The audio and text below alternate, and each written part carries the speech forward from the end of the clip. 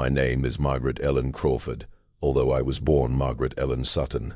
For 19 years I carried the name Margaret Ellen Thompson, and I hated that name every single day I bore it.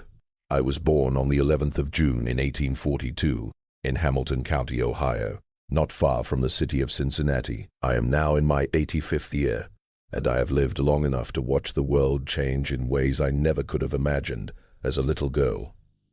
Yet, there is one thing that has never changed in all that time, one truth that stands as firm and unmovable as stone. I never forgave my mother for what she did to me.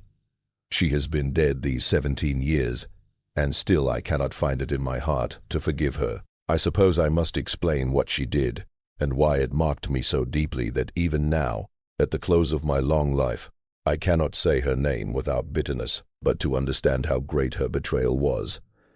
You must first understand the world I was born into, and the events that led to her choice. I was the eldest of 6 children born to Thomas and Catherine Sutton. My father was a farmer, the son of farmers who had come to Ohio from Pennsylvania in 1838, looking for land that could be bought at a fair price. He purchased 120 acres in Hamilton County, good rich farmland with a creek running through it, and there he settled his family. My mother was the daughter of a merchant in Cincinnati, and she had married somewhat below her station when she wed my father. This was something she never allowed anyone to forget, least of all my father himself. I was born in 1842, followed by my sister Sarah in 1844, my brother Thomas in 1846, my sister Elizabeth in 1848, my brother James in 1858, and at last my sister Mary in 1852. All 6 of us lived to reach adulthood, which was uncommon in those days. Though at times I wondered if living so long was truly a blessing, considering what some of us suffered. My childhood was, for the most part, ordinary. We lived as farm families did, working from sunrise until dark, raising most of what we ate and selling whatever extra we could manage at the market in Cincinnati. The trip to market was itself a serious task, 8 miles each way, taking nearly the whole day. My father would fill the wagon with eggs, butter, vegetables in season, sometimes a pig or a few chickens, and we would leave before dawn so we could arrive when the market opened. Cincinnati in those years was a growing city, expanding quickly with many German and Irish immigrants arriving. The market was full of noise and movement, vendors shouting about their goods, animals making loud cries, people bargaining in many different languages. I found it exciting and at the same time overwhelming. My mother, however, looked upon it with dislike. She had been raised in Cincinnati, the daughter of a merchant who sold dry goods, and she thought the market was beneath her dignity. She never came with us on those trips, choosing to stay at home, where she did not have to see what she called our country backwardness. My father was a gentle and patient man, though he did not have the strong ambition my mother believed he should have. She came from a family that valued business and advancement, and she could not understand why my father was satisfied with his small farm, when he might, in her opinion, have aimed for something greater. She often spoke of her father's shop and the fine families who had been customers there, of the life she had known before she married my father. She had married beneath her position, and she never forgot it, nor did she let anyone else forget it. The strain between my parents was always present in our home. My mother found fault with nearly everything my father did, his farming ways, his simple goals, his contentment with what he had. She wanted more, a bigger house, better clothes, higher standing in Cincinnati society. My father only wanted to provide for us and tend his land in peace. The conflict was rarely spoken of openly, but it filled the air around us. As the oldest child, I felt this strain very strongly. My mother often shared with me her disappointments and her regrets about the life she had chosen. She told me again and again that I must not make the same mistake she had made. I must marry well, marry upward, marry a man with promise and ambition. A woman's only chance for advancement, she said, was through marriage. Everything else was false hope. Looking back, I can see that my mother was deeply unhappy in her marriage, though she would never have admitted it aloud. she had married for love, or what she believed was love, and later discovered that love without money and social position was not enough. That knowledge had made her bitter, and she was determined that her daughters would not repeat her mistake. My schooling was limited to what the local school could offer, a one-room schoolhouse that was open perhaps 4 months each year. The teacher was a young woman named Miss Emily Winters, who had herself received only a modest education at a female academy in Cincinnati. She taught us reading, writing, arithmetic, and a little geography and history. I was a good student and secretly hoped to continue my education, perhaps even to become a teacher one day. My mother dismissed such dreams as foolish. A woman's fate, she told me, was to marry well and run a household. Education beyond basic reading and writing was unnecessary and might even be harmful, because it could give a girl ideas above her place. When I continued to show interest, she grew angry. Did I think I was better than she was? Did I believe I was too good for housework? I was growing proud, she said, and she would not allow it. So I learned to keep my dreams quiet. I went on reading every book I could get. Miss Winters lent me books from her own small collection, and I devoured them in any spare moment I could find. I read poetry, stories, histories, anything that carried me beyond the narrow borders of our farm. My mother did not approve, but as long as my chores were done, she did not completely forbid it. My bond with my father was different. He was not openly affectionate, yet he was kind and supportive. Once he found me reading by candlelight in the evening, and instead of scolding me for wasting candles, he asked what I was reading. When I showed him the book, a volume of essays by Washington Irving, he nodded and said that learning was never wasted, even for a girl. My mother heard this and gave him a sharp look, but she said nothing. I believe my father knew my mother was unhappy, and I believe he felt some guilt about it, though he had done nothing wrong except be the man he was. He tried to please her, tried to give her what he could within his limited means, but it was never enough. She wanted a life he simply could not give her, and his failure to provide it was a steady source of her disappointment. When I was 14 years old in the autumn of 1856, my father died. He had been working in the fields bringing in the harvest when he suddenly fell. My brother Thomas found him lying among the corn rows, already gone. The doctor said it was his heart. He was 42 years old. My father's death broke our family, though not at once. At first we grieved quietly. My mother cried for weeks, and we children tried to comfort her, while also keeping the farm going as best we could. But as the weeks passed into months, it became clear we were in serious financial trouble. My father had bought the farm with borrowed money, and a large debt still remained. The farm also needed strong labor that we could not fully provide. My brother Thomas was only 10, far too young to handle the heavy work. We hired men when we were able, but their wages quickly used up what little savings we had.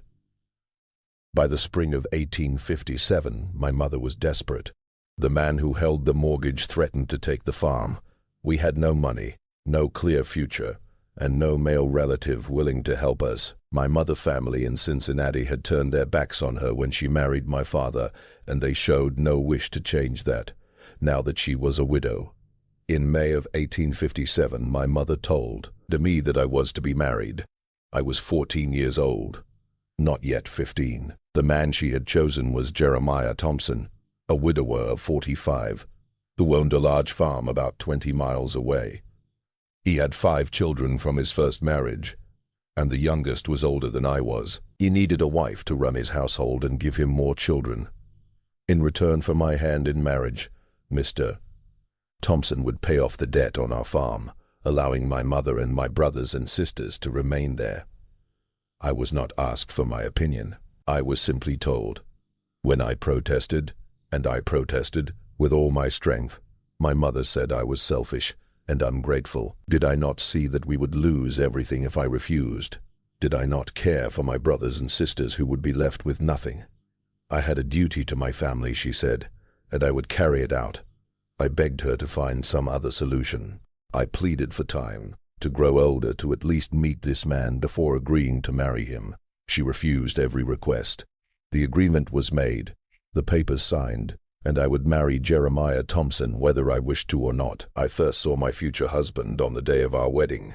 He came to our farm in a wagon with a minister, and my mother hurried me into my Sunday dress and told me the ceremony would begin at once. I remember looking at Jeremiah Thompson and feeling only disgust and fear. He was old, older than my father had been when he died. His face was rough and weathered, his hands large and hard. He looked at me the way a man looks at an animal he is about to buy at market, measuring my worth, deciding whether I would serve his needs. In that moment I understood that my childhood was over, and that my mother had traded it away as if it were nothing more than another item to be sold, prove worthy of the price he had paid. The ceremony was short and quiet. I whispered my vows, barely able to push the words through the tightness in my throat. My mother stood next to me, her hand clutching my arm so hard that bruises later appeared. When it was finished, Jeremiah Thompson picked up my small bundle of clothes, lifted me into his wagon, and drove me away from the only home I had ever known. I looked back once and saw my mother standing in the doorway, watching us leave. She did not wave. She did not cry. She only stood there for a moment, then turned and went back inside. In all the years since, I have never been able to erase the hopeless feeling I had during that wagon ride. I was 14 years old, still a child, being taken away to live with a man more than 3 times my age. I had no choice, no voice, no power. I had been sold as surely as if I had been put up at auction, and the fact that it was legal and approved by both church and state did not make it feel any less like betrayal. My life with Jeremiah Thompson was just as unhappy as I had feared. He was not openly cruel like men who beat their wives or cause clear physical harm, but he was distant, strict, and completely without warmth. He saw me as property he had bought, an investment that should give him returns. Those returns came as work and children. His farmhouse was large, but joyless. It had been built by his first wife, who had died giving birth 2 years before I arrived. Her presence seemed to remain everywhere, in the furniture she chose, in the curtains she sewed, in the gardens she planted. Jeremiah spoke of her often, always comparing me to her. She had been a good wife, he would say. She had known her place. She had not been stubborn or difficult. Before we go on, a brief word. I have released 14 full recordings that will never appear on YouTube. These are stories too personal and too raw to share publicly, completely unedited, with nothing removed. If you want access, the link is in the description. It is called The Lost Recordings, and supporting it helps us continue making these videos. Now back to the story. I was expected to run his household, which was large. His 5 children from his first marriage were between 15 and 22 years old, and none of them were happy to have a stepmother younger than they were. The oldest, a daughter named Abigail, was especially unfriendly. She had managed the home since her mother's death, and she resented being replaced by a young bride she looked down on. The 4 younger children followed her example, treating me like an outsider and a servant instead of their father's wife. Jeremiah did nothing to stop this behavior. When I tried to show any authority, he told me I was overstepping. His children had been raised properly by their mother, he said, and they did not need guidance from me. My duty was to cook, clean, and give him children. Everything. NGLs was not my concern. I prepared 3 large meals each day for a household that could grow to 10 people when Jeremiah's hired men were there for harvest or heavy work. I baked bread twice a week. I churned butter. I cared for the large garden, which demanded constant effort. I stored food for winter by canning fruits and vegetables, smoking meat, and making sausages. I made soap from lye and animal fat, which left my hands sore and blistered. I made candles. I sewed and repaired clothes for everyone in the house. I cleaned the large home, though the work never truly ended. I rose before dawn, at 4 in the morning, to light the fires and prepare breakfast, and I worked until long after dark, when I finally fell into bed completely exhausted. There was no break, no true day of rest, no praise for what I did. It was simply expected. If I failed in any way, Jeremiah showed his displeasure through silence and cold distance. Not that there was much affection to begin with. The loneliness of that first year was deep and painful. I had been taken from my family and placed in a house where I was not wanted. I had no friends, no one to trust, no one to tell about my unhappiness. Jeremiah's children spoke to me only when they had to, and usually with clear disrespect. Jeremiah spoke mostly to give orders or criticism. Within 6 months of our marriage, I was pregnant. I was 15 years old and frightened. I knew almost nothing about childbirth except what I had seen with animals, and no one tried to prepare me. Jeremiah's daughters certainly knew, but they offered no help or comfort. When I finally gathered the courage to ask Abigail what to expect, she gave me a cold smile and said, "You will learn soon enough what it means to be a wife." When the time came in March of 185, I went through labor with only a midwife whom Jeremiah had called. She was old, rough, and unsympathetic. She treated childbirth as something women must endure without complaint. The labor lasted 20 hours, and the pain was worse than anything I had imagined. I believed I might die. At moments, I almost wished I would, because death seemed easier than such suffering. But I lived. Just after dawn, a baby boy was born. When the midwife placed him in my arms, something inside me changed. Here was someone who needed me, someone I could love without fear. I named him John after my grandfather, and I loved him fiercely from the first instant. Jeremiah was pleased to have another son. He saw children as future workers who would increase the farm's success. He was especially glad that I could bear healthy children, because he wanted many more that had been part of the arrangement. My mother had given him a young wife to provide him with a second family. Over the next 11 years, I gave birth to 6 more children. The pregnancies came quickly, one after another. William in 1859, Mary in 1861, Catherine in 1863, Thomas in 1865, Elizabeth in 1867, and finally Sarah in 1869. 7 children in 11 years. Each pregnancy weakened my body and tired my spirit. By the time Sarah was born, I was 27 and felt much older. My body was worn down. My youth had been spent bearing and raising children while managing a large household alone. Of the 7 children, 6 lived to adulthood.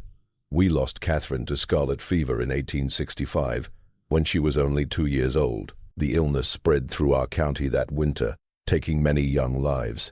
Catherine became sick suddenly, her throat swelling and her fever rising high.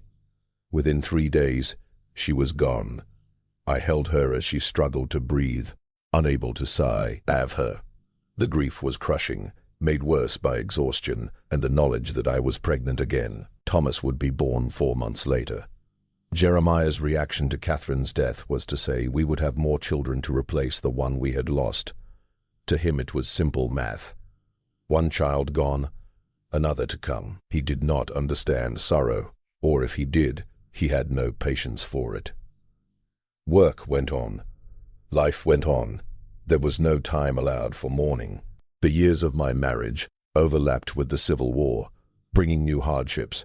Jeremiah was too old to be drafted, and his sons from his first marriage had already left home by the time the war began. The oldest had married and moved to Indiana. The others had gone elsewhere to seek their futures. Ohio was a Union state and did not suffer the destruction of the South, but we still felt the war's effects.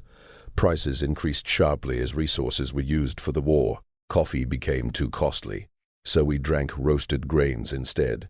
Sugar was limited, cloth was hard to find, and I made do with what I had. The government sold war bonds and raised taxes to support the war, and Jeremiah complained about the money, though we were comfortable enough to manage. Young men from our county marched off to fight in places I had never heard of before. Shiloh, Antietam, Gettysburg, Vicksburg. Lists of the dead were posted in the town square. Each time I saw them, I thought of the mothers and wives receiving the news that their sons and husbands would not return. The lists grew longer with every battle. During those years, I sometimes wondered what my life might have been if my mother had not forced me to marry Jeremiah Thompson. I would have been 23 when the war ended, still young enough to begin again. Perhaps I might have married a young man who went to war and came home. Or perhaps he would not have returned, leaving me a widow. But even that would have carried dignity and sympathy, not the silent suffering of a child bride in a loveless home. Yet such thoughts were useless and dangerous. They changed nothing, and only made my present harder to bear. So I pushed them away and focused on what little I could control. I poured my love into my children, giving them as much warmth as I could in a cold house. I concentrated on surviving each day and holding on to my sense of self as everything around me tried to erase it. Jeremiah died in January 1876, when I was 33 years old. He was 64 and had been ill for several years. His heart was weak. The doctor said it was from a lifetime of hard work and a body that had never been strong. In his final months he grew thinner and weaker, unable to leave his bed. I cared for him as I cared for everything else, faithfully and efficiently, but without love. When he died on a cold January morning, I felt only relief. Standing beside his bed, I felt a deep sense of freedom. After 19 years of duty and quiet suffering, I was finally free. The funeral was well attended, as Jeremiah had been respected in the community. People spoke of his hard work and his success as a farmer, of his steady character and discipline. They praised his commitment to providing for his family. I stood there in black, listening to their words, and remained silent. They had known the public man. I had known the private one. I had known the private one, and as the coffin was lowered into the frozen ground, I realized that for the first time since I was 14 years old, my life belonged to Medai, our farmer, respected in the church and spoken of as an upright man. No one mentioned the 14-year-old girl he had bought to be his wife, or the 19 long years she had lived as little more than unpaid help in his house. Such matters were never spoken aloud. They were simply accepted as the way things were meant to be. When he died, his property passed to me and my children, as custom allowed. His older children, from his first marriage, were already settled elsewhere and made no claim to anything. So at 33, I found myself a widow with 6 living children between the ages of 7 and 18, and the owner of a large farm with no debts at all. Jeremiah, whatever his faults as a husband, had managed money very well. The farm was thriving, and I inherited not only the land but also a good amount of savings. For the first time since I was a girl, I had control over my own life. I had authority. I had options, and I soon learned that I was fully able to run the farm without any husband beside me. In truth, I discovered I managed it better than Jeremiah ever had, because I was open to new ideas and better methods, instead of holding to old habits, simply because they were familiar. I hired workers when the season required it, paying them fair wages and treating them with dignity. I decided what crops to plant and chose the right time to sell them. I read farming journals and studied improved techniques. I kept careful records of every dollar and invested extra income wisely. My children worked with me, and together we built something strong. Within 5 years, the farm's production had grown by almost 40%, a result that surprised many neighbors who believed a woman could never handle such responsibility. I also changed the way the household was run. I hired a young woman to help with the hardest chores, which allowed me to focus more on managing the land. I bought new tools as they became available, machines that saved time and strength. There was a mechanical butter churn, a better washing machine, and a sewing machine made by the Singer Corporation. I had no wish to suffer endlessly, just to prove I could endure hardship. I had already spent 19 years working until my body ached, and my spirit felt worn thin. I would not spend the rest of my life in the same way. I never married again. Many men showed interest over the years. I was still young. I had money. I owned property, widowers looking for wives, bachelors wanting a ready home, even younger men hoping for security through marriage to a woman with land. All made their intentions known, but I had absolutely no desire to place myself once more under a man's control. I knew too well what it meant to belong to someone else. I would never again give up my freedom. The law might say a woman was safer, married, that she needed a man's guidance and protection, but I had lived that life. I wanted none of it again. Some people in the community were shocked by my choice. A young widow with children was expected to remarry. My refusal seemed strange, even improper to some. There were whispers that I was proud, that I thought myself better than others, that I would regret my independence when I grew old and alone. But their opinions did not trouble me. For the first time in my life, my decisions were truly mine. I chose independence instead of surrendering to another man's authority. My children flourished. My eldest son, John, went to college. I paid his fees gladly because I understood the worth of education in a way my own mother never had. He later became a physician and built a strong practice in Cincinnati. William managed part of the farm and proved himself skilled, later buying more land and succeeding on his own. My daughters received far more schooling than I ever had. I made sure they attended a female academy in Cincinnati, where they studied not only household skills, but also mathematics, literature, science, and history. They grew into strong and capable women who would have choices that had never been offered to me. In 1879, at 37 years of age, when my life had become steady and secure, I decided to visit my mother and siblings in Hamilton County. It had been 22 years since I had been taken away, 22 years since I had watched my childhood home disappear behind me as Jeremiah Thompson's wagon carried me toward a future I had not chosen. Over those years I had written only brief letters, polite and distant, marking births and deaths and holidays, keeping only the thinnest thread of connection. I had never returned in person, and I did not know how it would feel to do so. I went partly from curiosity, partly from duty, and partly because I wanted my mother to see what I had become despite her actions. I had endured. I had succeeded. I had created a life of value. I wanted to see that she had not broken me, though she had tried. The journey by wagon took most of a day.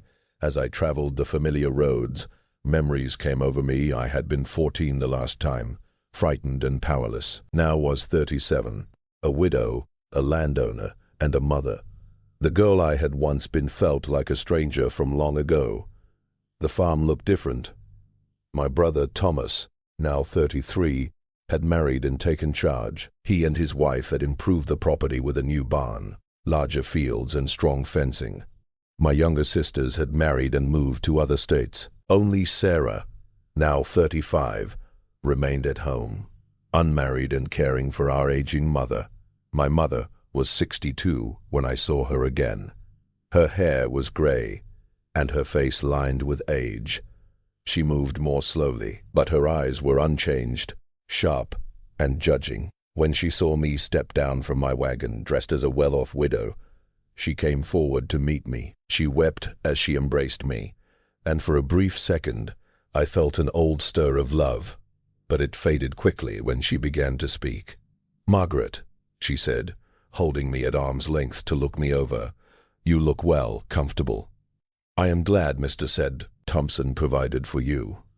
I did not answer that, though I knew my comfort came from my own work after his death. She led me inside and called for tea. The house seemed smaller than I remembered, less grand than it had appeared in my childhood. We sat in the parlor, and she spoke at length about her struggles after my father died. The farm had been in debt, she said. She had been desperate and forced into terrible decisions. She had done what was needed to keep the family together and save the land. "I hope you understand," she said earnestly. "A mother must sometimes sacrifice for her children."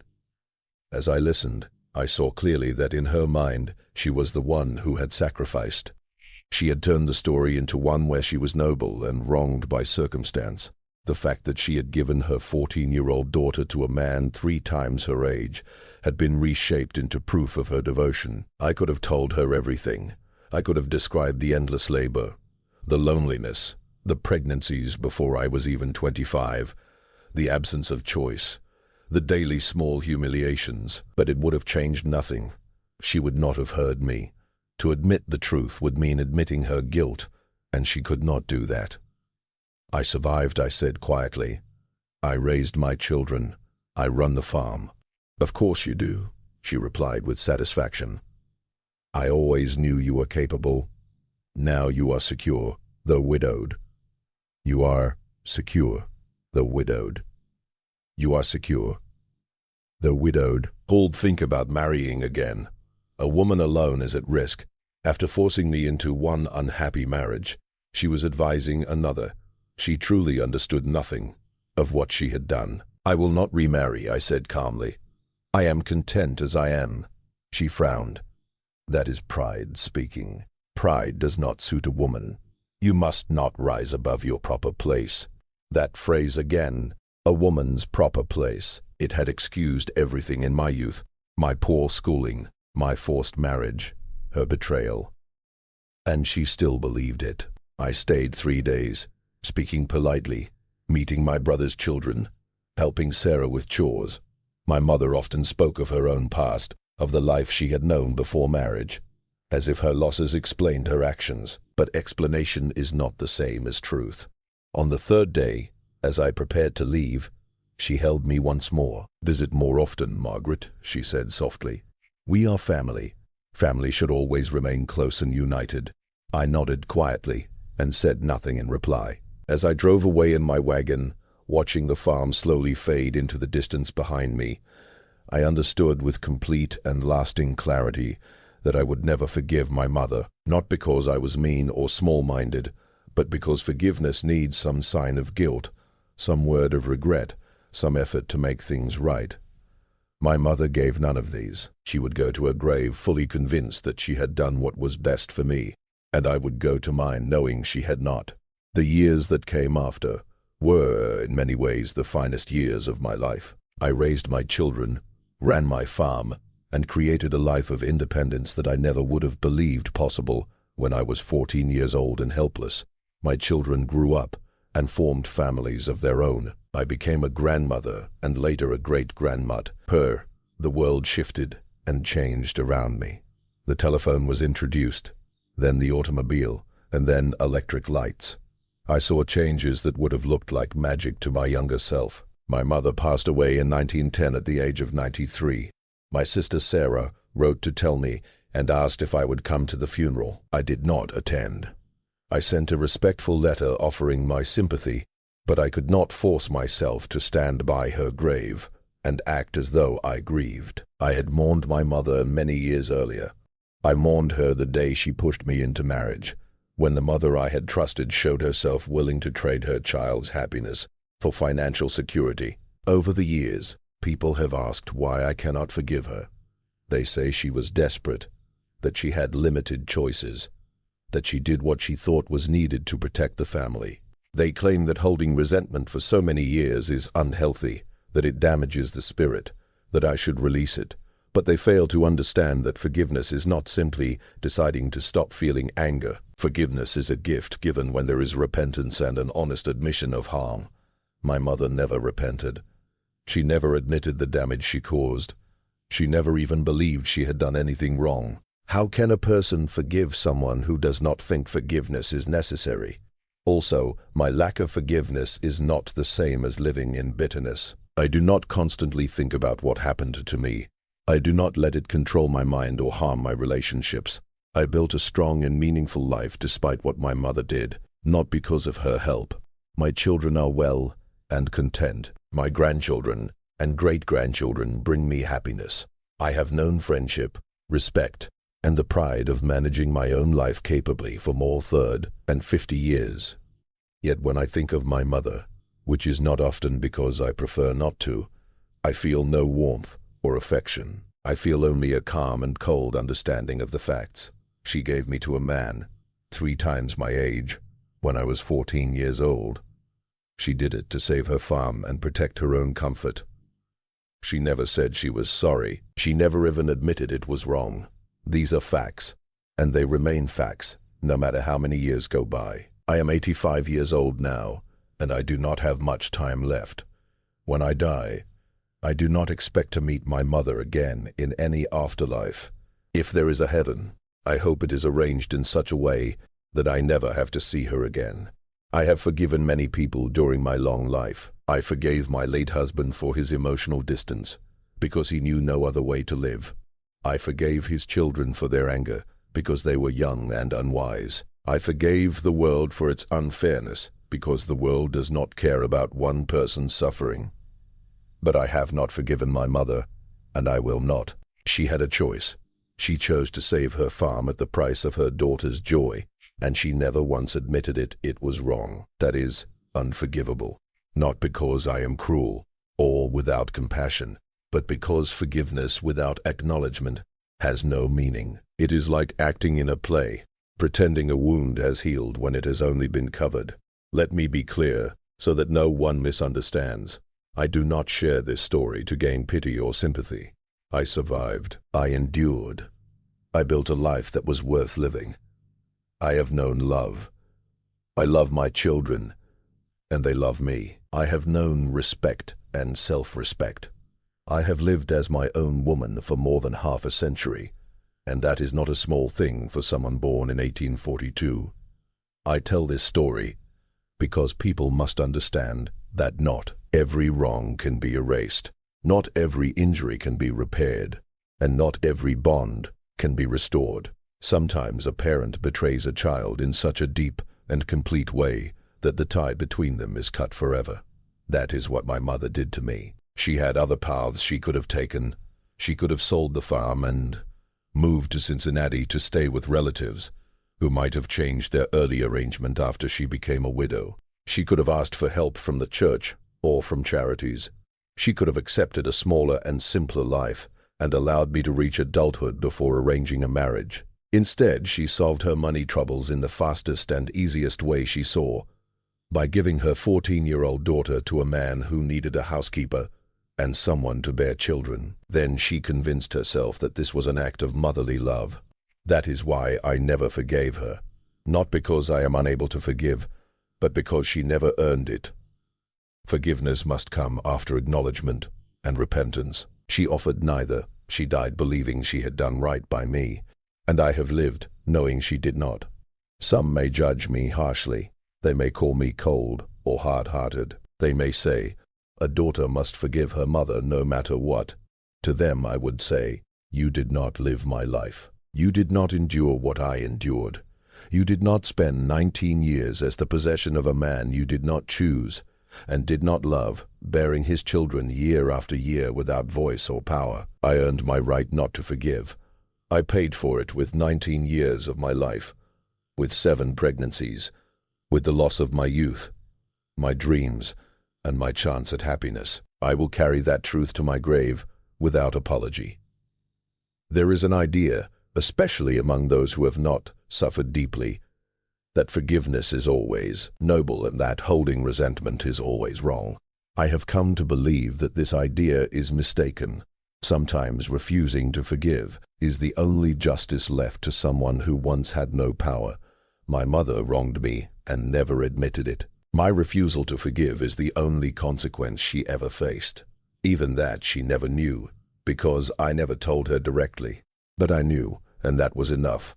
I understand that some may think this ending is harsh, but I am too old to soften my words or change them to make others comfortable. This is what happened. This is how I feel, and I will not pretend differently. My mother has been dead for 17 years. I am 85 years old and will likely follow her soon. When I will go knowing that I lived by my own values, that I raised my children well, and that I managed my affairs with ability and dignity. I will go knowing that I survived what she did and built something good in spite of her betrayal. But I will also go knowing that I never forgave her, and I am at peace with that. This is my story. This is why I never forgave my mother. It is not a story of reunion or redemption. It is simply the truth of what occurred and how I chose to answer it. Some may see it as sad.